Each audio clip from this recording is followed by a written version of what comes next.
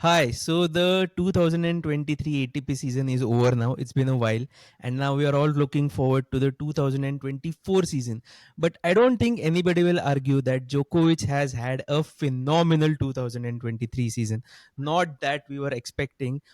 Also, this is not the only time that he has had such a phenomenal season. So today we are going to, look at some of the years that he has really excelled and some of the years which, although, he may have excelled, he may not like the way it ended so much. So stay tuned to watch the entire episode, and at the end of the episode, please do let us know in the comment section which year you think Djokovic has had the best year of his life and which year probably a forgettable one. If you haven't subscribed to our channel yet, please do subscribe, and if you already are a subscriber, thank you so much, but do hit the like button. So, Bhushan, let's get started. The year 2023, not a lot Yeah. of people were expecting Djokovic to have this kind of a year, and there is absolutely no doubt that it's probably one of the best years he has Yeah, had in yeah. his, I guess, 18, 19 years career so far. Yeah, playing so less and ending the year as number one. Obviously, 2023 is a standout year, but I want to highlight three more years, which I think are phenomenal in their own sense. One is 2011, right? Let's start there. Let me just read out some stats, right? 2011, obviously, a phenomenal year, a 92% win loss ratio. But more importantly, I think let me read out Australian Open. He won Australian, Wimbledon, and US Open. Lost to Roger at the semis at French, and obviously ended the year as number one. 2015, again, that comes to my mind. Again, three slams, World Tour finals, but lost in the finals at French. And 2021, again, three slams, lost to Medvedev in the final at US Open. So these are the four really I want to highlight. So how do you want to start? You want to eliminate maybe the first one or two? Yeah. So first thing I want to highlight here is that uh, in all these 4 years, see, now Djokovic has won three Grand Slams out of four times now. That's the 4 years Yeah. that we just highlighted. In all these 4 years, first of all, I want to say that he won the Australian Open. He has not been consistent with the other slams so much, but in all these 4 years, he has won the Australian Open. So that somehow just cements how much dominant he has been at Mm, the Australian Open. yeah. And now coming back to which of these 4 years has been his best and probably which has been his worst year. So Mhm. I just want to say that it's funny because only for a Novak Djokovic can you have a year when he has won three Grand Slams, and still as fans we are having a discussion, say, well, yeah, well, he did win three Grand Slams, but probably not that great year for him. So it's Yeah. like when a Cristiano Ronaldo scores 30 goals a season, and all the media and pundits he's just out of form, and now he's yeah, he's aging, and so it's somewhat similar Yeah. to that. He has set the bar so high that we as fans can actually think about having a discussion where he But wins three Grand Slams, and we still feel okay. Maybe in hindsight, if we ask him, he may say that okay, that was not a great year. yeah, yeah, yeah.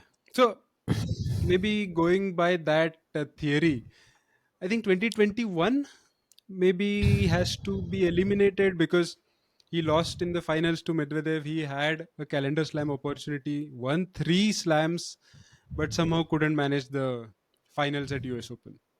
What do you say? Yeah, actually, I completely agree with you there because I think a calendar slam is something that everybody has been aspiring since the great Rod Laver did it, what, like 30, 40, 50 years ago. Mm, And after that, I don't think anybody has come even close. Of course, we have had a Federer win three Grand Slams in a year. We have had a yeah. Rafa do that. Djokovic has, of course, done it four times now. So, but it's not just about that, right? When you have Yeah. won the first three Grand Slams, when you're in the finals of the fourth Grand Slam, and that too, we're talking about a US Open, which is sort of a favorable surface for Mm, Djokovic. yeah. When your opponent is probably not a Rafael Nadal, because I personally see only a Rafael Nadal threat to Djokovic at that point. So, uh, although Daniil Medvedev loves the hard surface, I actually uh, wasn't very. before the match, I never thought that Daniil Medvedev could get the better of Djokovic in a year when he has already won three Grand Slams. He's in the finals of the US Mhm. Open, and Djokovic may actually lose that, and that too in straight sets. I think that must have hurt. I truly feel that that was a real opportunity, and it just went by. Yeah, and 2 years later, which is 2023, again we have the same status, right? We don't think that nobody can really make an impact against Novak in a Grand Slam final. I mean, you have to forget that. But yeah, moving on, maybe we are now saying that 2021 is eliminated. What makes or what goes into an elimination round as the second one? Whew, now that's a really tough one. See, for me, I think I know that picking the best year out of these three is like really difficult, because all three have their merits and practically no demerits, so Yeah, to say. But I think for me 2011 was really special because that was the first time he actually you know uh, dethroned these guys. came Yeah. onto the tour. Like, he announced himself as one of the big three. At that time, there was only the Federer Nadal rivalry that Mm, people were talking about. Djokovic and Murray were sort of the sidekicks. Sorry to say that in yeah. such a blunt manner, but they were sort of the sidekicks, and nobody was really expecting Djokovic to make such an impact. He had won one Grand Slam at that point, which was the Australian Open in 2008. But other than that, it was purely a Federer Nadal rivalry that people were talking about. Mm. So, in that aspect, I think 2011 is really special And for he had Djokovic. that 41 match unbeaten, right? Everybody was like Yeah. so impressed he was not losing any match at all. Yeah, yeah. Actually, he defeated Nadal throughout the clay season in the finals. He defeated him at two 1,000 Masters on clay. So yeah, I think that was a great year for Djokovic. He was just in form. Like, it was Mm. just impossible for him to lose to anybody. In 2015, of course, he broke the record for the most points in a calendar year. He ended Yeah. once again. Now he has done it 8 times now. So again, that's like just another day in the park for Djokovic. But that year he has had the most number of points, and he still holds the record for the most number of points won by a male tennis player in a ATP Mm. calendar year. Yeah. So again 2015. And of course, I don't need to talk about the three Grand Slams again. We are only talking about the years he Yeah. has won three Grand Slams in. Yeah. And this year again, 2023, he has won three Grand Slams again. Finished the year end as world number one, 400 weeks at world number one. Mm. So yeah, actually it's a difficult choice, very difficult choice. So I think we'll have to reverse the question here. Maybe instead of eliminating the second one, why don't pick, because any three can be picked. Uh, if you ask me, I think my personal pick is 2023. Three reasons. One, new crop of players. Obviously, there is a Roger and Federer that is comparable, but I feel new crop of players emerging. Still, he is standing tall at his age. That is one. Second part is, it's not only physical, or rather, I should say, second part is first part is age. Second part to my argument is physical strength, and whatever is required, he is there, physically ready.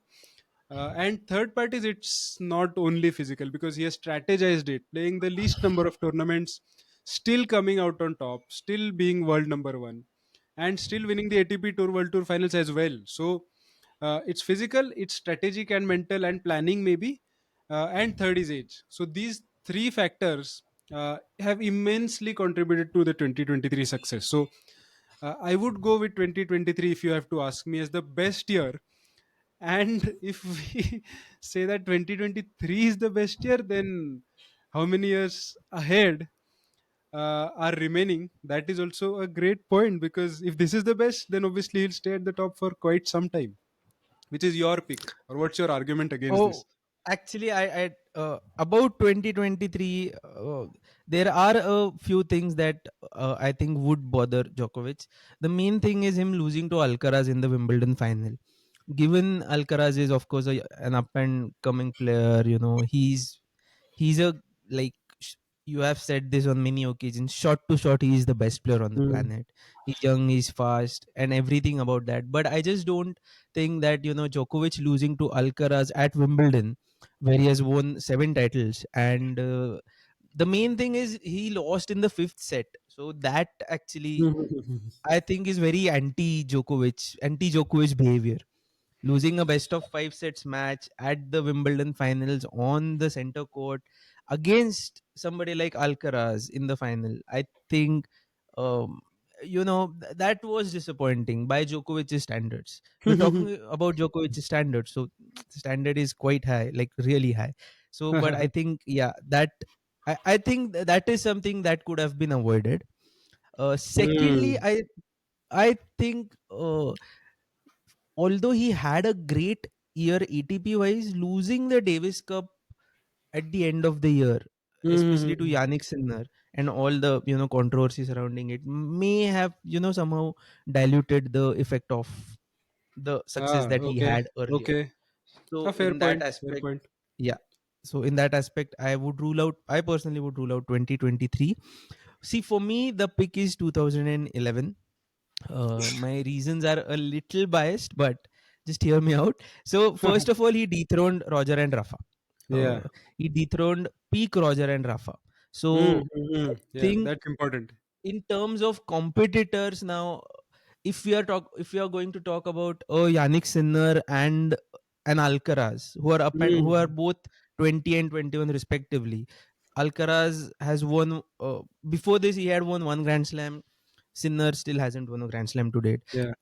On the other hand, in 2011, you had a Federer who had won what 15, 16 Grand Slams in 5 years. Nadal, who was almost unbeaten at the Roland Mm. Garros. Yeah. He already had won a Wimbledon. He already had won a US Open and an Australian Open.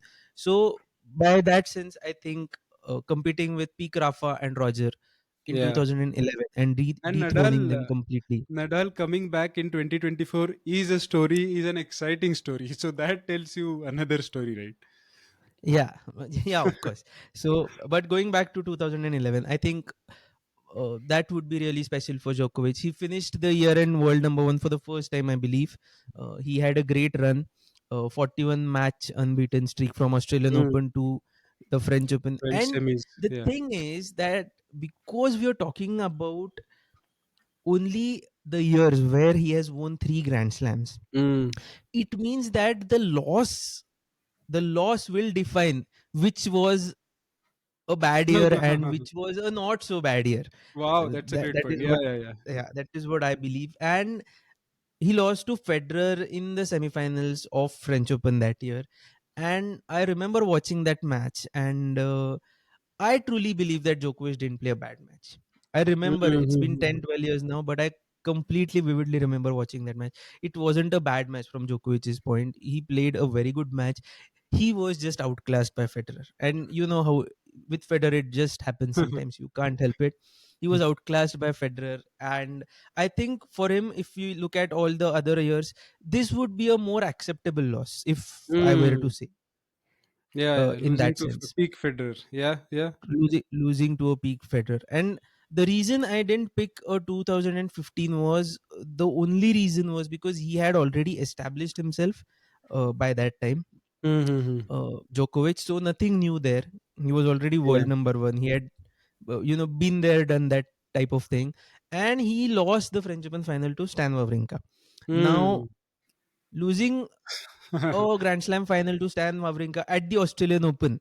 From a Mm. Djokovic perspective, I can understand because Stan Wawrinka can defeat you on a hard court surface. He Mm. he is Yeah. of course the powerful guy, the best single-handed backhand in the business and all that. But on French, on the Roland Ah, Garros at the yeah. Roland Garros, sorry, on a clay surface, I think Djokovic could have done better. Mm. Looking at the Yeah, yeah, type yeah. of game That's a both have. great point. Yeah. Yeah. Cool. So that is maybe a great reason to pick 2011. And once you are making progress, I think in 2011, Djokovic just exploded. There is no step-wise progress. It's just Correct. that I am announcing and in a big way. So maybe 2011 also stands tall there. Yeah, and see, first Wimbledon 2011, first US Open 2011. So, yeah, why not? Wonderful, wonderful. So I think we were able to pick four. But for the fans, what do you think? Which was the best season of Novak Djokovic? Obviously, many of you will believe that the best is yet to come, which is also fair enough. But yeah, fantastic. We had a great discussion. Let us know your thoughts in the comments, and we'll see you in the next episode. Thanks so much for watching. Have a good day. Bye bye.